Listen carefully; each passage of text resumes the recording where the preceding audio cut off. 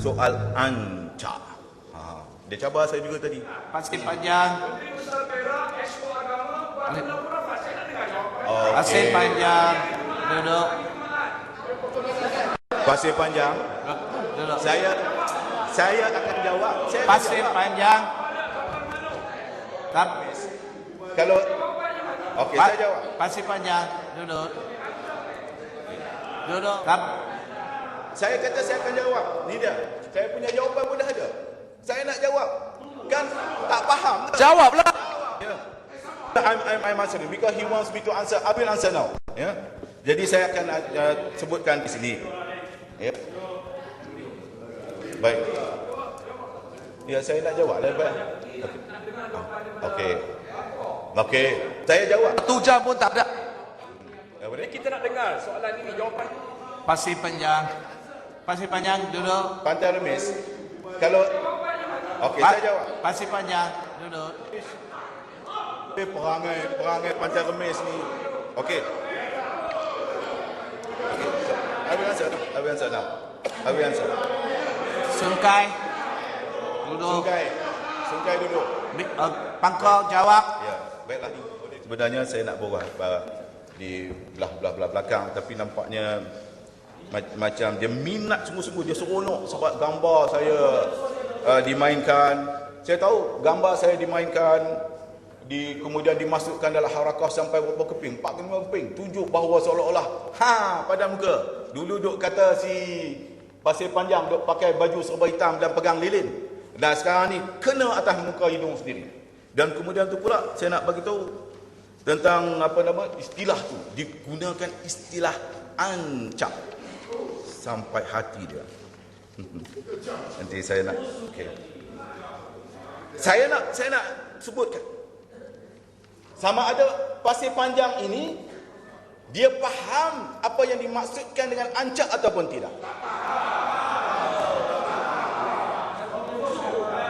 Ya. Cuba baca. Saya tahu dia sebab tu saya dengar dia dah ada bahan dah. Cuba baca, kita debate maknanya. Saya yang upacara ini tak tahulah apa yang sudah panggil. Tapi tradisinya orang Perak panggil sebagai ancak.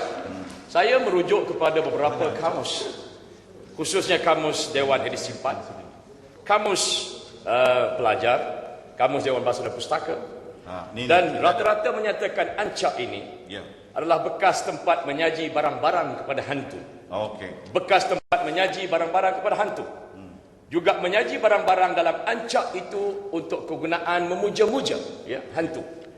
Dan dalam kamus edisi keempat, talam daripada anyaman tempat menyajikan barang-barang untuk hantu.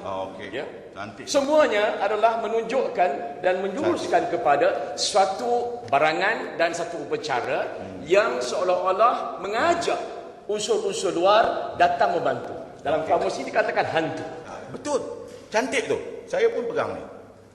Ya, bukan hanya saya tahu apa yang akan dibawa, dan saya tahu bagaimana Pasir Panjang dan rakan-rakan seangkatannya yang tidak berilmu akan terus memanipulasikan isu ini. Dan saya harap dengan penjelasan saya dalam dewan ini, Pasir Panjang yang beriman lagi bertakwa tidak akan terus memanipulasikan perkara-perkara yang berkaitan dengan akidah umat Islam. Sebab itu semalam bila soal-soal solat apa semua, saya tidak mau berdebat keterlaluan.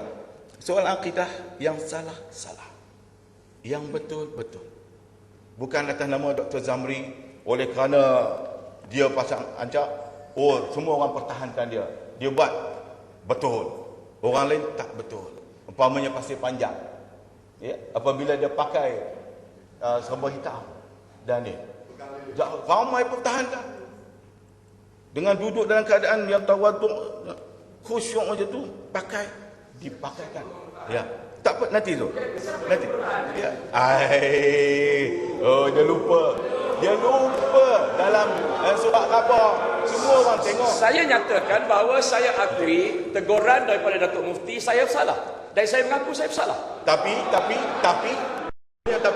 Okey. Tapi apa itu kemudian sebab saya beritahu Tan Sri Datuk Seri Mufti mengeluarkan fatwa sekonyong-konyongnya selepas saya memegang lilin. Saya terima itu dosa besar. Alhamdulillah. Saya terima itu satu kesalahan. Saya minta mufti hari itu nyatakan juga fatwa yang sama sampai hari ini setelah hampir 2 bulan. Belum lagi ada fatwa. Jadi minta kekerasan. Mufti dah buat ancak. Tak, saya nak bagi tahu. Yang itu, sebab tu dia duk bawa tunjuk dia seronok dia. Dia ingat dia betul tu. Dia duk tunjuk gambar tu. Seolah-olah apa yang dia tunjukkan itu adalah ancak. Adalah perbuatan ancak. Dia baca. Tunjukkan. Sama ada itu. For your information, probably you don't understand. Among the Malay tradition, there are some. I'm going to explain this after this. Yeah? What is all about. You pun tak faham kan? Tapi, bekas yang ditakrifkan oleh beliau tadi pun sudah pun menunjukkan bagaimana tuduhan dia tu salah. Dia tolong baca untuk saya tadi, iaitu bekas anyaman. Saya nak tanya, cuba tengok ada anyaman dalam tu. Dan nanti tak? Ada anyaman tak dalam tu? Ada. Bekas anyaman? Ya. Ada, saya nak tanya ada atau tidak? Saya nak tanya dulu. Sebab buat tuduhan, dia mesti ada bukti-bukti yang kukuh untuk menunjukkan. Ya. Tak tunjukkan, ada atau tidak? Ada tak? Jawablah soalan saya. Ada talam. Ya. Ada talam sebesar ini. Talam ayapan ke talam tu. Talam. Panen tu lah tadi. Talam. Macam mana jadi engineer tu? Ya. Biar saya jelaskan lagi. Silakan pengulungan. Saya perjelaskan lagi kerana ini sangat penting. Kerana dia dimanipulasikan kepada rakyat sekalian yang ada di negeri Perak dan di seluruh Malaysia. Dan tidak lain, tidak bukan tokoh manipulator nombor 1, tidak lain dan tidak bukan yang daripada Pasir Panjang. Tuhan ke? Saya perlu jawab, iaitu ancak. What is ancak? What is ancak sebenarnya? Ancak itu ialah, ya, ancak, saya bacakan lagi ya. Pergi tengok dekat dalam Wikipedia. Ya. Ancak atau acak, sebarang jenis persembahan kepada makhluk halus dalam kebudayaan Melayu. Persembahan merupakan bertih pulut kuning, ayam panggang, telur mentah rebus, anak patung tradisional. Ada juga yang menggunakan darah sembelihan. Biasanya digunakan sebagai semasa memenuhi janji dengan saka bagi memberi jamuan. Digunakan dalam perubatan tradisional. Kalau di Perak, semuanya tu ada. Lepas itu, selepas upacara itu, maka dia akan dihanyutkan ke Sungai Perak. Ya? Jadi, selain daripada itu, ancak biasanya dirujuk juga kepada bagi pesakit yang diubati. Menyemah kampung, bela kampung. Ini yang dinamakan ancak. Naik tiang seri itu dipanggil ancak ke tidak? Saya nak tanya. Dalam tradisi Melayu ni, naik tiang seri itu naik ancak ke? Saya nak tanya. Orang Melayu nak bina rumah, dia panggil naik tiang seri. Dia tak panggil naik ancak. Wahai Pasir Panjang. Dia bukan Melayu, sebab itu dia tak faham. Pakok. Dia ada. Pakok tak payah tengking-tengking mau minum wong lokal. Ya. Ya. Pakok. Hari ni hari Jumaat, suka jangan kawan tengking-tengking. dengan Melayu. Nanti kita bagi wong lokal lah. Nanti minum wong lokal. Okey. Ini ustaz dengan komen tak payah campur lah. Dan saya kena perjelaskan sebab dia terlalu banyak menimbulkan kekeliruan kepada umat Islam di negeri Perak ini, menyebabkan berlakunya perpecahan di kalangan umat yang keterlaluan, ya. Ya. Betul. Ha. Cuba tengok semua. Naik tiang seri ke ni? Betul. Apa upacara apa? Pasir Panjang. Upacara apa? Cuba Pasir tanya. Panjang, duduk. Saya nak bagi tahu kepada Pasir Panjang. Saya nak bagi Pangkok, silakan dengan pengulungan. ya. Upacara betul. Pasir Panjang. Betul. Saya tidak Pasir nafikan. Panjang. Upacara menaik tiang seri itu dalam adat istiadat Melayu ialah diikuti dengan apa? Kahwin pun ada renjis.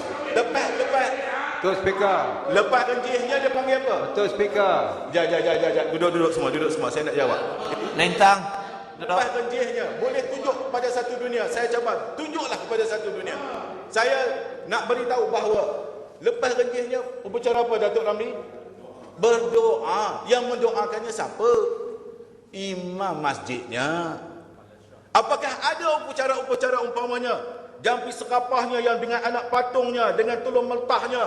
Apakah ada segala-gala macam ni? Kemudian adakah ada upacara khas yang membawa ancak-ancak ini, yang dikatakan ancak ini sampai ke Sungai Perak kita?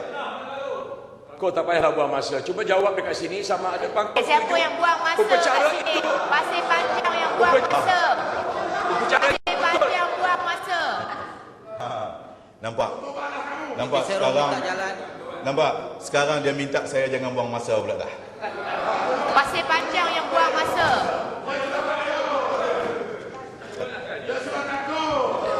Apa? sama ada pangkor menyatakan yang dilaksanakan di gua itu bukan ancak yang dibenarkan oleh syarak. Itu saja. Itu bukan ancak.